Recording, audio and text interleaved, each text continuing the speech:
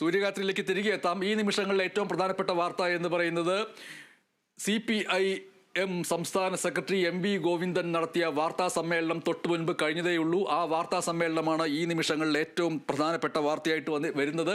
അതിലേറ്റവും പ്രധാനപ്പെട്ട കാര്യങ്ങൾ എന്ന് പറയുന്നത് ഈ ദിവസങ്ങളിൽ രാഷ്ട്രീയ രംഗത്ത് അലയടിച്ചുയർന്ന നിരവധി വിഷയങ്ങളിൽ MV ഗോവിന്ദൻ പ്രതികരിക്കുകയുണ്ടായി. ലിബീഷ് അതുമായി ബന്ധപ്പെട്ട വിവരങ്ങൾ പങ്കുവയ്ക്കാൻ ചേരുകയാണ്. തൃശൂരിൽ ലോക്സഭാ തെരഞ്ഞെടുപ്പിൽ ഒരു തരത്തിലുള്ള വീഴ്ചയും CPIMന് സംഭവിച്ചിട്ടില്ല എന്നാണ് ഒന്നാമതായി MV ഗോവിന്ദൻ സൂചിപ്പിച്ചത്. BJP ജയിച്ചത് UDFന്റെ വോട്ടുകൾ ഉപയോഗിച്ചുകൊണ്ട് തന്നെയാണ്. CPIM BJP ഡീൽ നടന്നു എന്നുള്ളത് വ്യാജ പ്രചാരണമാണ് എന്ന് MV ഗോവിന്ദൻ സൂചിപ്പിക്കുകയുണ്ടായി.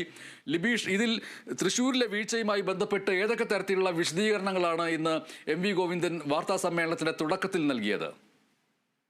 CPM സംസ്ഥാന സമിതി ഇന്ന് ചേർന്നത് പ്രധാനമായിട്ടും സമ്മേളനങ്ങളുടെ പുരോഗതി വിലയിരുത്താൻ വേണ്ടിയാണ്. താഴെത്തട്ടിലുള്ള സമ്മേളനങ്ങൾ നടന്നു വരികയാണ്. ആ സമ്മേളനങ്ങൾ പൂർത്തിയാക്കി ഏരിയ തലങ്ങളിലേക്കും ജില്ലാ തലത്തിലേക്കുമൊക്കെ സമ്മേളനങ്ങൾ കടക്കുകയാണ്.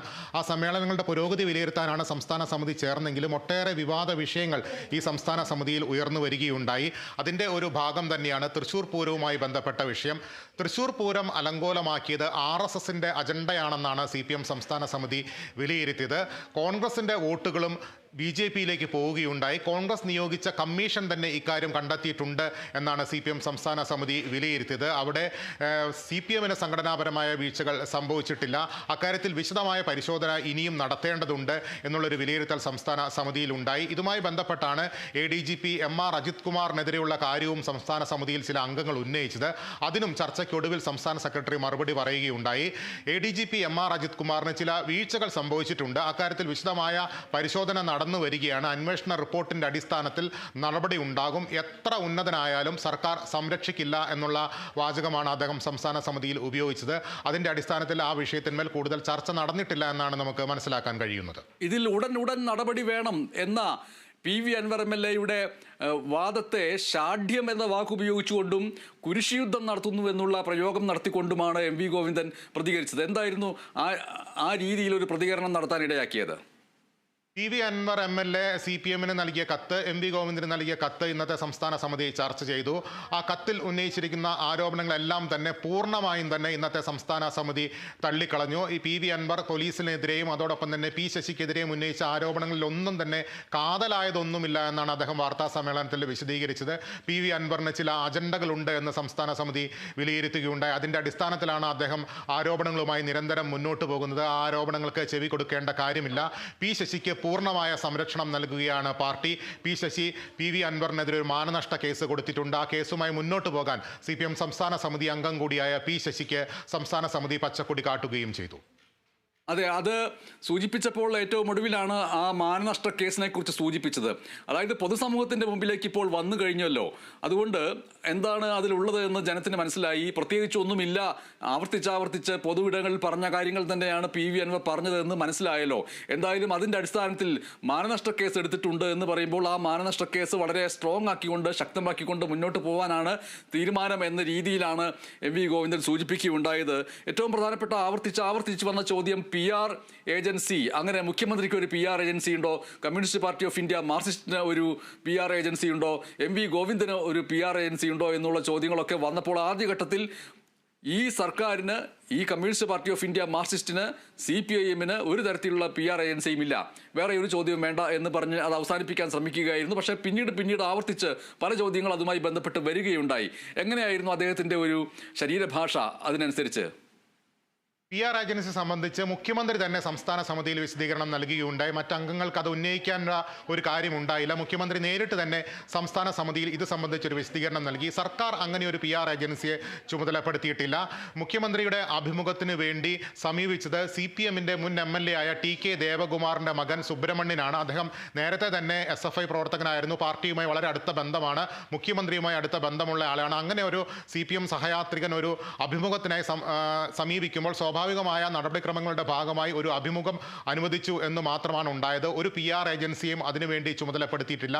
അതിൻ്റെ ആവശ്യം തനിക്കില്ല എന്നാണ് മുഖ്യമന്ത്രി സംസ്ഥാന സമിതിയിൽ വിശദീകരിച്ചത്. പിന്നെ എന്തുകൊണ്ട് ഇത്തരത്തിലൊരു വിവാദം ഉയർന്നു വന്നു എന്നതിന് കൃത്യമായൊരു മറുപടി സംസ്ഥാന സമിതിയിൽ മുഖ്യമന്ത്രി നൽകുകയുണ്ടായില്ല. മുഖ്യമന്ത്രി ഇക്കാര്യത്തിൽ നേരത്തെ വാർത്താ സമ്മേളനത്തിൽ ആവർത്തിച്ച കാര്യങ്ങൾ തന്നെയാണ് സംസ്ഥാന സമിതിയിൽ വിശദീകരിക്കുകയുണ്ടായി. വാർത്താ സമ്മേളനത്തിൽ MP ഗോവിന്ദനും ഈ വിഷയത്തിലുള്ള ചോദ്യങ്ങളോട് വലിയ രീതിയിൽ പ്രതികരിക്കുകയുണ്ടായില്ല. സർക്കാരിന് അങ്ങനെ ഒരു PR ഏജൻസിയുടെ ആവശ്യമില്ല, CPM-ന് അങ്ങനെ ഒരു PR ഏജൻസിയുടെ ആവശ്യമില്ല എന്നുള്ള കാര്യം അദ്ദേഹം ആവർത്തിച്ചു. മുഖ്യമന്ത്രി കഴിഞ്ഞ വാർത്താ സമ്മേളനത്തിലെ ചിരിയെക്കുറിച്ച് പോലും MP ഗോവിന്ദൻ പരാമർശിക്കുകയുണ്ടായി. ചിരിദിനമാണ് എന്നത് കൂടി ഓർക്കണം.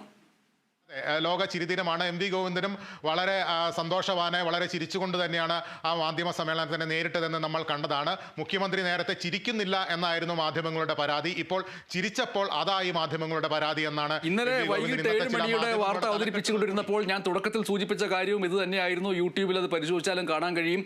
ഇത്രയും കാലം മുഖ്യമന്ത്രി പിണറായി വിജയനെ ധാർഷ്ട്യക്കാരൻ, അതിഗൗരവക്കാരൻ, ഒന്ന് ചിരിച്ചുകൂടെ ഇദ്ദേഹത്തിന്, എല്ലാവരോടും കടക്ക് പുറത്ത് എന്നൊക്കെ പറയുന്നതായിരുന്നു പരാതി. ഇപ്പോൾ അദ്ദേഹം ചിരിച്ചപ്പോൾ അതേ പ്രതിപക്ഷ നേതാവ് തന്നെ ഹഹ എന്ന് ചിരിച്ചാൽ എല്ലാം ആകുമോ എന്ന് ചോദിക്കുന്നു. അപ്പോൾ പിന്നെ എങ്ങനെയാണ് പെരുമാറേണ്ടത് എന്ന് ഒരു പക്ഷേ ചോദ്യങ്ങൾ വന്നേക്കുമെന്ന് ഞാൻ സൂചിപ്പിക്കുകയുണ്ടായി. ഇപ്പോൾ അത് തന്നെയാണ് MP ഗോവിന്ദൻ ഇന്ന് വാർത്താ സമ്മേളനത്തിൽ ഈ ലോക ചിരിദിനത്തിൽ ചോദിക്കുകയും ചെയ്തിരിക്കുന്നത്. ലിബീഷേ, അതെ MS, ഇന്ന് പ്രമുഖമായ മാധ്യമങ്ങളുടെ തലക്കെട്ടുകളെല്ലാം ഈ പിണറായി വിജയൻ്റെ ആ ചിരിയുമായി ചേർത്ത് വെച്ചായിരുന്നു, ലോക പുഞ്ചിരി ദിനവുമായി ചേർത്ത് വെച്ചായിരുന്നു അതുണ്ടായത്. എന്തായാലും ആ വിഷയത്തിലും MP ഗോവിന്ദൻ മറുപടി പറഞ്ഞ കാര്യമാണ് ഞാൻ നേരത്തെ വിശദീകരിച്ചത്. PR ഏജൻസി സംബന്ധിച്ചുള്ള വിവാദം ഹിന്ദുവിൻ്റെ വിശദീകരണത്തോടു കൂടി അവസാനിക്കേണ്ടതായിരുന്നു. എന്നാൽ അത് മുന്നോട്ട് കൊണ്ടുപോയത് മാധ്യമങ്ങളുടെ അജണ്ടയാണ് എന്നാണ് MP ഗോവിന്ദൻ സൂചിപ്പിച്ചത്. ഇക്കാര്യത്തിൽ കൂടുതൽ വിശദീകരണങ്ങളിലേക്ക് അദ്ദേഹം പോകുമ്പോൾ കേരളത്തിലെ പഴയ രാഷ്ട്രീയകാല ചരിത്രം കൂടി ഓർമ്മിപ്പിച്ച് രണ്ടാം പിണറായി സർക്കാരിനെതിരെ ഒരു മഴവിൽ സഖ്യം കേരളത്തിൽ രൂപപ്പെട്ടു എന്നുള്ളൊരു ആരോപണം MP ഗോവിന്ദൻ പുതിയതായി ഉയർത്തുകയുണ്ടായി. നേരത്തെ നമുക്കറിയാം 1987 കാലഘട്ടത്തിൽ ഈ രീതിയിൽ UDF-ന്റെ നേതൃത്വത്തിൽ സംസ്ഥാന രാഷ്ട്രീയത്തിലെ ഈ രീതിയിൽ ജാതി മത വർഗീയ ശക്തികളെ കൂട്ടുപിടിച്ചുകൊണ്ടുള്ളൊരു മഴവിൽ സഖ്യം എന്നുള്ള പ്രയോഗം അല്ലെങ്കിൽ കൂടി അന്ന് അത്തരത്തിലൊരു സഖ്യം രൂപപ്പെട്ടു വന്നിരുന്നു. അതിനെയൊക്കെ അതിജീവിച്ചാണ് അന്ന് EK നായനാരുടെ നേതൃത്വത്തിലുള്ള സർക്കാർ അധികാരത്തിലേറിയത്. അതുകൊണ്ട് തന്നെ ഈ മഴവിൽ സഖ്യത്തെയും അതിജീവിക്കും എന്നാണ് MP ഗോവിന്ദൻ സൂചിപ്പിക്കുന്നത്. ഇന്നത്തെ വാർത്താ സമ്മേളനത്തിൽ പ്രധാനമായിട്ടും മലപ്പുറം അല്ലെങ്കിൽ ഒരു വിഭാഗം ജനതയെ അവഹേളിക്കാൻ ശ്രമിക്കുന്നു എന്നുള്ള PV അൻവർ MLA-യുടെ വാക്കുകൾ, അതേപോലെ മലപ്പുറത്തെ തന്നെ മൊത്തത്തിൽ അവഹേളിക്കാൻ ശ്രമിക്കുന്നു എന്നുള്ള വാക്കുകളൊക്കെ ദൂരവ്യാപകമായിട്ടുള്ള പ്രത്യാഘാതം ഉണ്ടാക്കും എന്ന് മനസ്സിലാക്കിക്കൊണ്ടോ അല്ലയോ എന്ന് അറിയില്ല, മതന്യൂനപക്ഷങ്ങൾക്കൊപ്പമാണ് CPM എന്നുള്ള ആ പൊതുവായിട്ടുള്ള ധാരണയെ അട്ടിമറിക്കുന്നതിന് വേണ്ടിക്കൊണ്ട് ആണ് ഇപ്പോൾ RSS ബന്ധം ആരോപിക്കുന്നത് എന്ന് അദ്ദേഹം സൂചിപ്പിക്കുകയുണ്ടായി. അതെടുത്ത് പറഞ്ഞുകൊണ്ട് ഒരു പാർട്ടി ക്ലാസിൻ്റെ രീതിയിലാണ് ഇന്നത്തെ വാർത്താ സമ്മേളനത്തിൻ്റെ ബഹുഭൂരിപക്ഷം സമയവും ഉപയോഗിച്ചത്. ഇതിൽ നിന്ന് എന്താണ് മനസ്സിലാക്കാൻ കഴിയേണ്ടത്? ഈ മതന്യൂനപക്ഷങ്ങളുടെ സംരക്ഷകർ എന്ന വേഷം എപ്പോഴും CPM എടുത്തണിയുന്നതാണ്. പക്ഷേ അത് ചില ഘട്ടങ്ങളിലെങ്കിലും തിരിച്ചടി ആയിട്ടുണ്ടോ എന്ന സന്ദേഹം പാർട്ടി വൃത്തങ്ങളിൽ ഉയർന്നു വന്നു. അതിൻ്റെയൊക്കെ ഫലമായിട്ടാണ് ഇപ്പോൾ ഉയർന്നു വന്നിരിക്കുന്ന വിവാദങ്ങളെന്ന് CPM-ലെ ഒരു വിഭാഗം സംശയിക്കുന്നുണ്ട്. മതന്യൂനപക്ഷങ്ങൾക്കൊപ്പം നിൽക്കുമ്പോൾ മറ്റ് ഭൂരിപക്ഷ സമുദായങ്ങളുടെ വോട്ട് നഷ്ടപ്പെടുന്നുള്ള ഒരു ആശങ്ക നേതൃത്വത്തിനുണ്ടോ എന്നുള്ളൊരു സംശയം പാർട്ടിയിലെ ഒരു വിഭാഗത്തിനുണ്ട്. അതിൻ്റെയൊക്കെ അടിസ്ഥാനത്തിലായിരിക്കാം ഇപ്പോഴത്തെ ചില വിവാദങ്ങൾ എന്നുകൂടി സംശയം ഉയരുന്നു. ഇപ്പോൾ ആ ഒരു CPM വലിയ രീതിയിൽ ചർച്ചകളിലേക്ക് കടന്നിട്ടില്ല. ഇക്കാര്യത്തിൽ മുഖ്യമന്ത്രിയുടെ ഈ വാർത്താ സമ്മേളനമാണ് വലിയ രീതിയിൽ വിവാദമായത്. അത് മുസ്ലിം ലീഗും ഒപ്പം തന്നെ കോൺഗ്രസും ഒക്കെ വലിയ രീതിയിൽ ചർച്ചാ വിഷയമാക്കി. BJP ആകട്ടെ അക്കാര്യത്തിൽ മുഖ്യമന്ത്രിയുടെ വാക്കുകൾ മാത്രം പോരാ, ഇതിൽ നടപടി വേണമെന്നൊരാവശ്യവുമായി BJP-യും രംഗത്തെത്തിയതോടുകൂടി ഈ വിവാദം കൂടുതൽ കനക്കുകയാണ്. അതിൽ അധികം മുന്നോട്ട് പോകാൻ CPM-ന് കഴിയില്ല. രാഷ്ട്രീയപരമായിട്ടുള്ള അവരുടെ നിലപാട് അവർ വ്യക്തമാക്കുന്നു. എല്ലാ തരത്തിലുള്ള തീവ്രവാദത്തെയും, ന്യൂനപക്ഷ തീവ്രവാദത്തെയും ഭൂരിപക്ഷ തീവ്രവാദത്തെയും ഒരുപോലെ എതിർക്കുന്ന രാഷ്ട്രീയ സംഘടനയാണ് CPM. അതാണ് പാർട്ടിയുടെ രാഷ്ട്രീയ ലൈൻ എന്ന് തന്നെയാണ് MP ഗോവിന്ദൻ ഇന്നത്തെ വാർത്താ സമ്മേളനത്തിലും വ്യക്തമാക്കിയത്. ശരി ലിബീഷ്, CPM സംസ്ഥാന സെക്രട്ടറി MP ഗോവിന്ദന്റെ വാർത്താ സമ്മേളനത്തിന്റെ വിവിധ തലങ്ങളെക്കുറിച്ച് വ്യക്തമാക്കുകയായിരുന്നു